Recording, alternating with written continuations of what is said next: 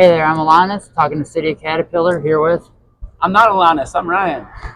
Ryan. Nice to meet you, Alanis. Likewise. Thanks so much for having us Oh, happy to be out here here. in beautiful San it's Francisco, beautiful. here for California Kicks. How's it feel to be here headlining today?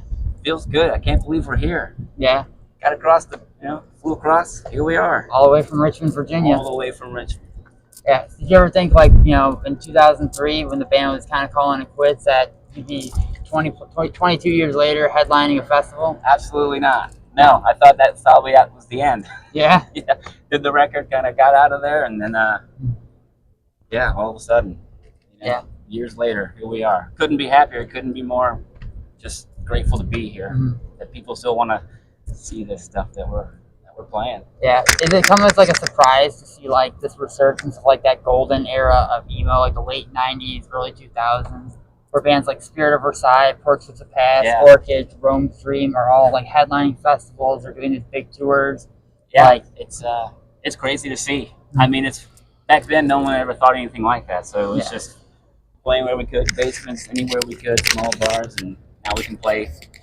It's cool too, though, because there's so much new music too. This whole scene, there's so much new bands coming through it and coming up that I think it's really cool that it's cool to see that too. yeah, and there's all these different blends of styles nowadays too. I feel like it's more because it's coming from so many different younger sources that takes influence from older genres, that like the sound is more diverse now. Yeah, But like City of Caterpillar was kind of a pioneer in a lot of newer developments of sound, especially in terms of like lengthening songs out and adding like more post-rocky elements. yeah. Where did a lot of that inspiration come from?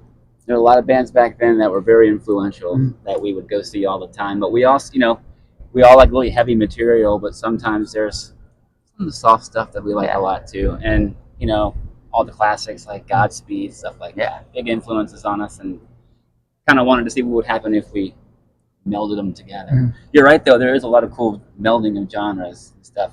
It's kind of cool seeing it all mashed together and see what people come up with. Oh yeah, like there's bands like like Train Breaks Down, Her Love Had Daisy, some more newer bands that do take kind of from that City of Caterpillar influence to like add like longer, more post rock sections into combining it with screamo.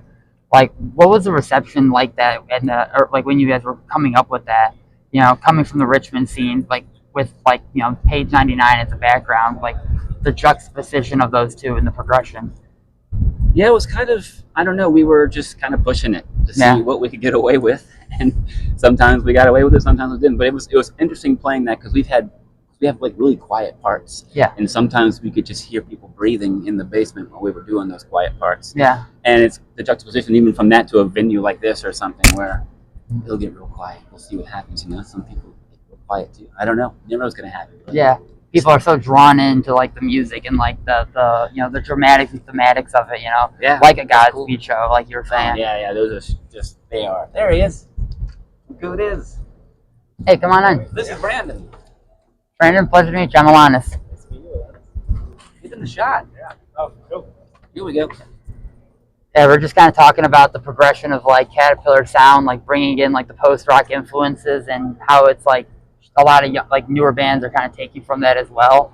Cool. Yeah, and like what the reception was like kind of when you guys were coming up in the early 2000s of like bringing that more quiet extended parts to like the genre. Yeah. Are you catching me up, or you're asking questions? That's kind of a little bit of both. I thought, but I was going to say something. Yeah. So what was the reception like at that time with like? I just said that it got real quiet sometimes. People just kind of enthralled. Well, yeah. Back. Yeah. And never knew what you're gonna get. Yeah. Right. Yeah. So when you guys were coming back with the 22 album, right? What was the process for writing that compared to the early stuff? Well, we had a consciousness with it. That was weird to be. Yeah, because we never had a follow-up record. So what do we do next? And then we, I don't know what everyone felt, but for me, it felt like a world became a fan. Like the world had its own fandom of it that had nothing to do with us. Like they just sort of loved it, and it wasn't because we were interacting with them anymore. And so it was weird to re-inject ourselves into it, to be like, oh, we're a band writing an album. But all this time has passed. So much has evolved musically and even gear-wise. so much has happened, and then to re-inject ourselves in and say, here we are, we're doing another one, to follow it up, was a lot. So consciously, we were thinking a lot about it. Whereas the first one, we just like did it real fast, and we were just hanging out every day, like as younger adult kids. Yeah, so time passes and you get into a lot of other music. Everybody kind of doing their own thing, and then you get back in the room and the influences have changed or melded a little differently, and you're finding yourself, I like that. I wouldn't have liked that 20 years ago. Yeah. But I really like that how that sounded, and then you just go with it and let it happen. I don't know. It's cool. It's fun. But to also honor like what What it is, and like not to just be like, oh, you know, like Right. if you're going to do another album, you want it to be the band. We didn't want to do the same thing. We just wanted to sound like the band. That was the point. Right. And like you talked about how people kind of had their own opinion of it. How do you feel people's opinions of Caterpillar have changed over the years?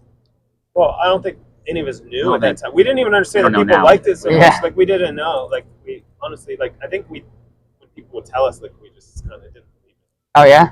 I don't know how the new we're too record humble, I don't feels. know. I don't know. Yeah, I wonder how that even makes anyone feel, the new record as compared to the old one, because I remember, the old one's one of those ones that's been around forever. Yeah. People have time to digest that for over 2 decades or whatever. The new one's not as old. Yeah. What does it mean to people now? Maybe nothing. Maybe in 10 years, maybe it'll mean something. I don't know. As long as it's still there, which it will be, because records are like, what's that?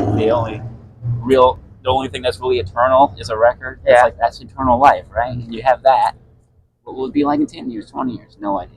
Yeah. So we just knew we were happy to make it. It was fun to make. Yeah. We just didn't want to strip away other people's, like, the importance it held to other people's lives too, like just by doing another record. So there was that duality to it. Yeah. It is for ourselves, but it's also like suddenly, because we waited so long to make a second record, it's not like if you're normally just being an artist, you're just being yourself. Yeah, absolutely. And like I read in another interview that you described leading up to the 2016 reunion, the cult, like you described as a cult-like following of Caterpillar online. Were you aware of the rise of popularity of the band online and kind of the life it took, like the legacy of the band took? For me, no. No? Personally, no. I had no clue that was happening. Okay. Like, I didn't know there was something building until way later, like almost years before, like a few years before we got back to starting to do it. Because we had kind of talked about maybe playing, but never took it seriously. Yeah, it had been just for ourselves, like different things that brought it up. And then the real reason we did it was just for our friend's birthday. Like, it was just like a show. It wasn't like because we understood like how much it meant to other people. We weren't trying to. And then once we Yeah. said we were doing that, that's when we kind of like became aware more so. Yeah. So, like, do you see any parallels between what was happening in like the late '90s, early 2000s to kind of what's going on now with like the boom Certainly in? right now. Yeah. Certainly right now. Yeah. Like. I interrupted, sorry. Oh no, that was just kind of the question. Like, what's?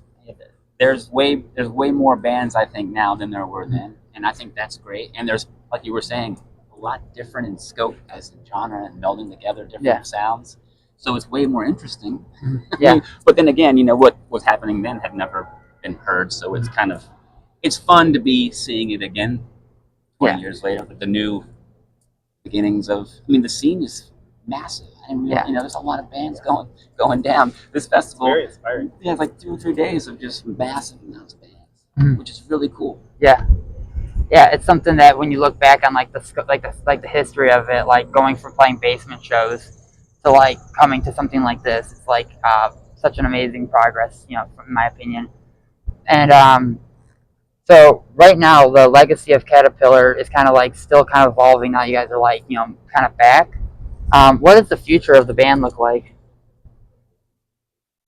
I'm always scared to even like say anything about a future. Yeah. It's so fragile. It's like big it question mark disappeared on the on screen. us so fast in the first place, and Don't know. we've all done so many bands like that all disappear, and so Well, we'll probably write something. hope that Okay. we continue and we get to make another record. Yeah. We did that Everybody's Flexi, busy. wrote a song there. Yeah. So that's, I don't know what, we're kind of messing around with some new stuff, we'll see. Okay. But no one's opposed to not opposed to doing that. Right. Yeah. So where did the name City of Caterpillar come from? Actually, we were a band before that. Yeah. This is really, Well, yeah, I I'll guess tell the there's whole a story. But we were a band before that called Not Fuck.